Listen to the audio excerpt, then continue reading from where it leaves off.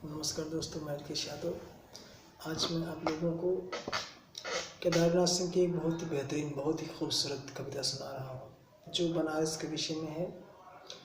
और यह कविता आपको निश्चित रूप से बनारस की जो ज़िंदगी है उससे रूबरू कराएगी। बनारस में जितनी भी क्वालिटीज़ हैं उसका कुछ आंशिक अंश आपके सामने पेश करेगी। तो ये कविता केदारनाथ सिंह की है और केदारनाथ सिंह को आप सभी लोग जानते होंगे। दोस्तों, केदारनाथ सिंह को ज़रूर पढ़िए, वो बहुत अच्छा लिखते हैं। नामवर सिंह के भाई थे, बड़े भाई साहब थे, तो आप पढ़िएगा। ये साहित्यिक दुनिया के लोग हैं, बहुत अच्छा लिखते हैं। तो इनकी कविता जो बनारस पर है मुझे काफ़ी अच्छी लगती है। मुझे ऐसा लगता है जैसे इन्होंने बनारस के बारे में वो एकदम बिल्कुल सटीक कह दिया हो। चूँकि मैंने 5 वर्षों तक बनारस में गुजारा है, तो मुझे 5 वर्षों का जो अनुभव है वह बिल्कुल इनकी कविताओं में सटीक दिखता है। आप भी पढ़िए, बनारस घूमिए। बनारस जैसा शहर एज आई थिंक नहीं है कोई। काशी उसका नाम ऐसे नहीं पड़ा है, काशी काशी है, काशी को समझिए। मेरी भी एक कविता है, आप अमर उजाला पे जा करके आप अगर लिखेंगे बनारस पोइम्स बाय हरकेश यादव, तो मेरी कविता भी वहाँ आपको मिल जाएगी। मेरी भी जो अपनी विचारधारा थी कुछ पंक्तियों में मैंने कह दी है, पर बनारस बनारस है। बनारस आप ज़रूर घूमिए, मौका मिले तो ज़रूर घूमिएगा। बनारस बहुत अच्छा शहर है। बनारस मेरे लिए, स्पेशली मेरे लिए बनारस बहुत ही बेहतर शहर है। मैं बनारस को सबसे अच्छा शहर कहता हूँ, दुनिया का सबसे बेहतर शहर है। क्यों है?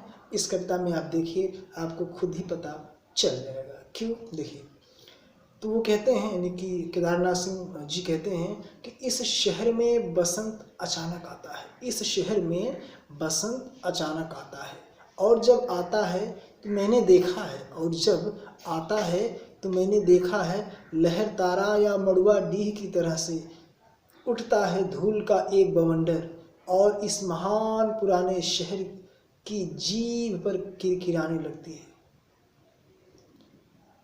तो लहर तारा आप सुने होंगे। लहर तारा जहाँ पर कबीरदास जी का जन्म था, तो उन्होंने जिक्र कबीर जी का पहले कर दिया। तो वही कहते हैं कि इस शहर में बसंत अचानक आता है, और जब आता है तो मैंने देखा है, लहर तारा या मड़ुआडी की तरफ से उठता धूल का एक बवंडर, और इस महान पुराने शहर की जीभ किरकिराने लगती है।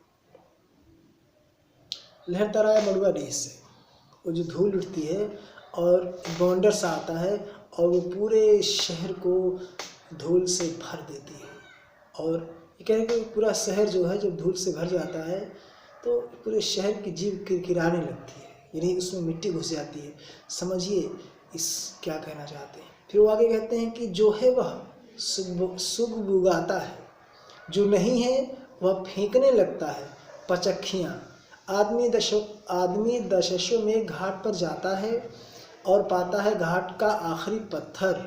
आदमी दशशों में घाट पर जाता है और पाता है आखिरी पत्थर। फिर वो आगे कहते हैं, कुछ और मुलायम हो गया है सीढ़ियों पर बैठे बंदरों की आंखों में एक अजीब सी नमी है। आप बनारस में जाएंगे तो देखेंगे, चूँकि ये घाटों का शहर कहलाता है, आप जाएंगे देखेंगे तो घाटों पर आपको बंदर बैठे दिखाई देंगे, और उनकी आंखों में एक अजीब सी नमी रहती है। ऐसा दिखेगा कि एक अजीब सी नमी है। फिर आगे वो कहते हैं, और एक अजीब सी चमक से भर उठा है भिखारियों के कटोरों का निचाट खाली पर। और उन्हीं घाटों पर आप देखेंगे, उन्हीं घाटों की सीढ़ियों पर आपको भिखारियों के खाली कटोरे नजर आएंगे। भिखारियों के खाली कटोरे नजर आएंगे। एडल्स हक्सले का एक ऐसे है बनारस विनेयर्स। अगर आप उसको पढ़ेंगे तो आपको यही बात बिल्कुल पता चलेगी। जो है उन्होंने भी कुछ अनुभव किया था बनारस में आकर के उन्होंने अपना अनुभव शेयर किया है। आप उनको ज़रूर पढ़िए, एडल्स हक्सले का जो ऐसे है बनारस।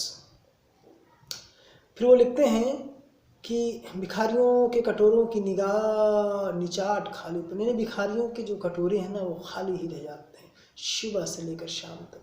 ये शहर बनारस है। तुमने कभी देखा है? यानी आप लोग भी जाइए और बनारस शहर को देखिए। तुमने कभी देखा है खाली कटोरों में बसंत का उतरना? जानते हैं बनारस के भिखारियों के कटोरे भले ही खाली रहें फिर भी उसमें बसंत उतर ही आता है। वो इतना खुश होते हैं कि बसंत उसमें गाहें बगाहें आ ही जाता है। क्या आपने और कहीं पर देखा है कि लोग जिनका कटोरा खाली हो वो भी खुश रहते हैं? नहीं। पर बनारस के भिखारी भैया ऐसे हैं कि जिनकी आंखों में हमेशा चमक रहती है, खुश रहते हैं। उनका कटोरा भले सुबह से लेकर के शाम तक खाली क्यों न रहे फिर भी उनके चेहरे पर बसंत की मुस्कुराहट ही रहती है। फिर आगे लिखते हैं कि तुमने कभी देखा है खाली कटोरों में बसंत का उतरना? यह शहर इसी तरह खुलता है, इसी तरह भरता है और खाली होता है। यह शहर अजीब शहर है। इसी तरह रोज रोज एक अनंत शव ले जाते हैं कंधे। इसी तरह रोज रोज एक अनंत शव ले जाते हैं कंधे। यानी इन कंधों पर आप देखेंगे ये कंधे न जाने कितने रोज लाशों को ले जाते हैं घाटों पर।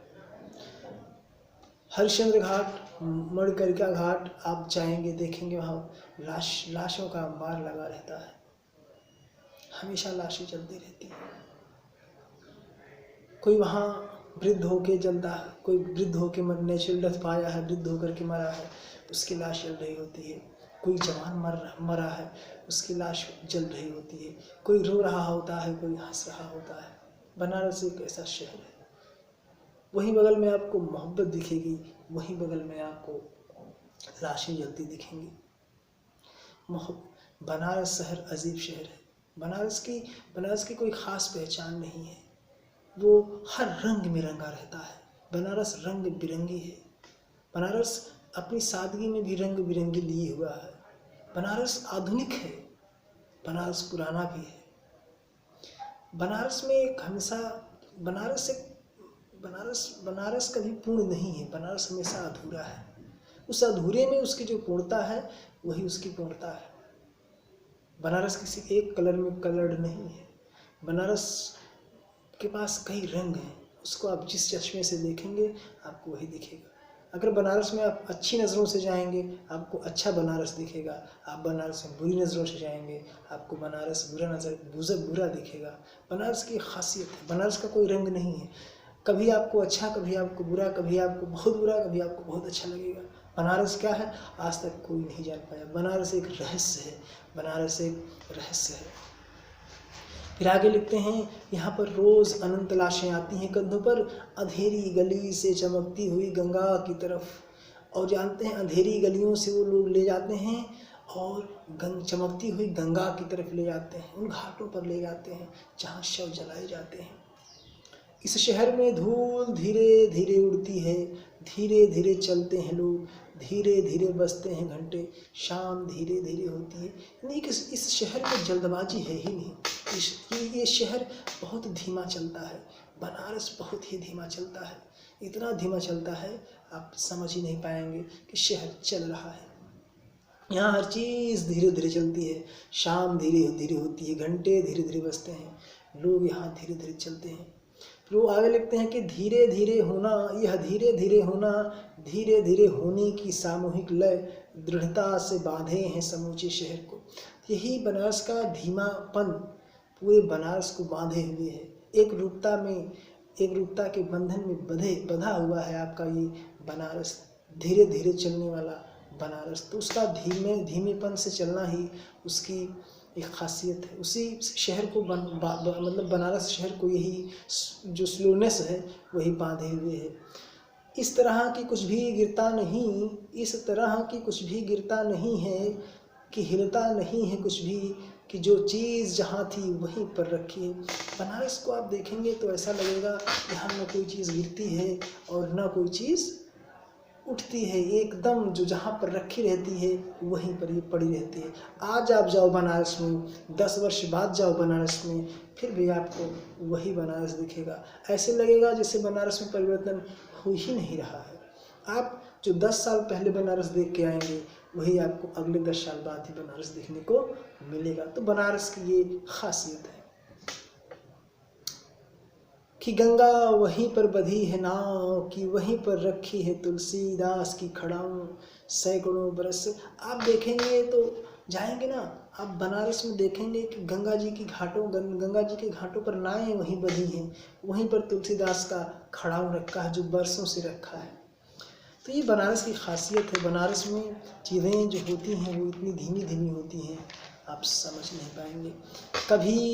कभी सई कभी सांझ, बिना किसी सूचना के घुस जाओ इस शहर में, कभी आरती के आलोक में इसे अचानक देखो, अद्भुत है इसकी बनावट। तो अगर आपको बनारस जाना है कभी बता के मत जाओ, कभी भी दिल में आए झोला उठाओ लेके बनारस चल दो, तब जाके देखो बनारस कैसा आपको लगेगा, बनारस कैसा लगेगा आपको। तो कहते हैं घुस जाओ इस शहर में, कभी आरती के आलोक में इसे अचानक देखो, अद्भुत है इसकी बनावट। यह आधा जल में है, आधा मंत्र में, आधा फूल में है, आधा शव में, आधा नींद में, आधा शंख में, आधा अगर ध्यान से देखो तो यह आधा है। यानी बनारस शहर की जो खासियत है आधापन, अधूरापन। कहने का मतलब अगर आप यहाँ की आरती बहुत फेमस है, यहाँ की आरती बहुत दिव्य भव्य है, शानदार है, देखेंगे आपका मन बहुत प्रफुल्लित और आनंदित हो जाएगा। नैसर्गिक अनुभूति आप महसूस करोगे, वो एहसास होगा, ऐसा लगेगा जैसे आप स्वतः स्वर्ग में आ गए हों। सहज भाव आपके अंदर उठना प्रारंभ हो जाएंगे। इसकी जो बनावट है बड़ी अद्भुत है। ये बनारस शहर आधा जल में है और आधा मंत्र में है, यहाँ हमेशा मंत्रोच्चारण होता रहता है। देखेंगे आधा फूल में है, यानी बनारस में फूल बहुत है। कोई लाशों पर फूल दे रहा है, कोई जो है भगवान को फूल चढ़ा रहा है, यानी कि फूल ही फूल आप देखेंगे यहाँ पे। कहीं नेताओं के गले में फूल, तो कहीं विश्वविद्यालय में फूल, कहीं प्रेमी प्रेमिकाएं एक दूसरे को फूल दे रहे हैं। यानी कि इस शहर पूरा आधा शहर तो फूलों में ही बसा है। आधा शहर शहर में है, आधा शहर जल में है, आधा शहर मंत्रों में डूबा रहता है। इस शहर की ये खासियत है। आधा शव में ऐसा आपको दिखाई देगा जैसे पूरा आधा शहर में तो लाशें ही लाशें जल रही हैं। ये बनारस शहर होना होता है, ये बनारस होना होता है।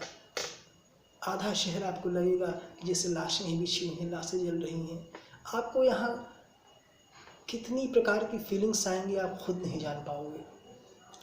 आधी नींद में है, आधा शंख में। आपको लगेगा आधा बनारस तो अभी नींद में है, और ऐसा लगेगा आधा बनारस कोलाहल कर रहा है। अगर ध्यान से देखो तो यह आधा है, यानी कि सब कुछ करने के बाद आप देखेंगे यहाँ कोई चीज़ पूरी नज़र आपको नहीं आएगी, सब चीज़ें आधी ही आधी नज़र आती हैं। यहाँ पर देखेंगे तो कुछ भी पूर्ण नहीं, और हर रंग आपको मिल जाएगा, हर रंग देखने को मिल जाएगा। वहीं पर एक बहुत बड़ा विद्वान होगा, वहीं पर एक बहुत बड़ा मूर्ख होगा। वहीं पर एक धर्म का विरोध कर रहा होगा, वहीं पर एक धर्म को स्थापित कर रहा होगा। एक तरफ वहीं संविधान चल रहा होगा, एक तरफ वहीं मंत्र चल रहा होगा। तो बनारस ऐसा शहर है जो कभी किसी को अधूरा तो नहीं जाने देता, सबकी इच्छाएं ज़रूर पूरी करता है बनारस। काशी विश्वनाथ बाबा की नगरी अद्भुत नगरी है, कभी जाना है आप बनारस। काशी विश्वनाथ बाबा से कुछ मांग करके देखो, ज़रूर आपको मिलेगा। बाबा का दिल बहुत ऊंचा है, बहुत बड़ा है।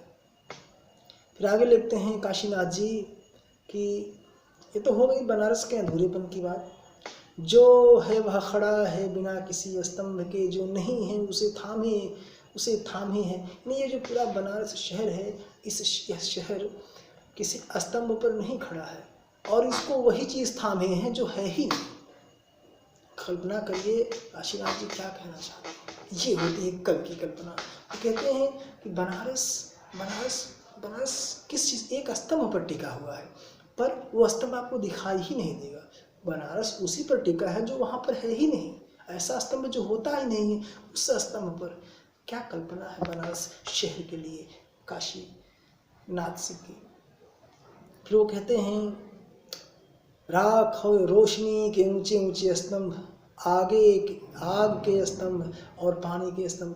यहाँ पर आप देखेंगे ना, लाशों का जला हुआ अंबार दिखेगा, यहाँ राख दिखेगी, लाशों से लाशों से जो राख बनी है वो आपको नज़र आएगी, आपको दिखाई देगी। यहाँ पानी के स्तंभ दिखाई देंगे, आपको आग की लपटें दिखाई देंगी, सब कुछ हमेशा हमेशा दिखाई देगा। ये पानी के स्तंभ दिखाई देंगे, धुएं के खुशबू के आद के उठे हुए हाथों के स्तंभ, किसी अलक्षित सूर्य को देता हुआ अर्ध शताब्दियों से इसी तरह गंगा के जल में अपनी एक टांग पर खड़ा है यह शहर, और अपनी दूसरी टांग से वो बिल्कुल बेखबर है। ये है बनारस। यहाँ पर आप देखेंगे एक तरफ पानी का स्तंभ, एक तरफ रोशनी का स्तंभ, एक तरफ अंधियारे का स्तंभ, एक तरफ राख है, एक तरफ राख का स्तंभ दिखाई देगा, एक तरफ आपको जो है खुशबू दिखाई देगी, एक तरफ बदबू दिखाई देगी, एक तरफ धुआं दिखाई देगा, तो एक तरफ आपको बहुत वृक्ष दिखाई देंगे, एक तरफ घाट दिखाई देंगे। सब कुछ है दुनिया में बनारस में। और ये बनारस आज से नहीं शताब्दियों से इसी तरह से अपनी ज़िंदगी को आगे बढ़ाता चला आ रहा है। बनारस खड़ा है, बनारस हमेशा खड़ा रहता है और वो एक ही टांग पर खड़ा है। बनारस शहर एक ही टांग पर खड़ा है और बनारस शहर को ये भी नहीं पता है कि उसके दूसरी भी टांग है। तो बनारस शहर एक टांग पर खड़ा होकर के अपनी दूसरी टांग से बेखबर है। ये है दोस्तों बनारस। एक केदारनाथ सिंह जी का बनारस है, ये हमारा बनारस है, ये आपका बनारस है। बनारस में जाना तो कभी ये मत सोचना कि मैंने बनारस के लिए क्या सोचा था, बनारस कैसा दिख रहा है। बनारस आप जितनी बार जाओगे उतनी बार आपको अलग अलग बनारस दिखेंगे। इसीलिए कभी बनारस को एक बार जाके आप समझ नहीं सकते, ज़िंदगी भर आप वहाँ पर रहिए समझ नहीं पाओगे। तुलसीदास नहीं समझ पाए, कबीरदास नहीं समझ पाए, भारतेंदु हरिश्चंद्र जी समझ नहीं पाए, बड़े बड़े विद्वान दिग्गज आए, बनारस को कोई समझ नहीं पाया। बनारस की एक अपनी अलग पहचान है। बनारस पूरा भी है, बनारस अधूरा भी है, बनारस चलता भी है, बनारस नहीं भी चलता है। तो बनारस है दोस्तों। बनारस शहर मुझे इस दुनिया का सबसे बेहतरीन शहर लगता है। ये बाइजेंटियम लगता है मुझे, ये हेवन लगता है, मुझे स्वर्ग लगता है। तो आई लव बनारस और आई होप आप लोग अपनी ज़िंदगी में एक बार जाके ज़रूर बनारस शहर घूम आएँ और साथ ही साथ बाबा काशी विश्वनाथ का दर्शन कर लें और उनका आशीर्वाद ले लें। नमस्कार दोस्तों, जय काशी विश्वनाथ बाबा।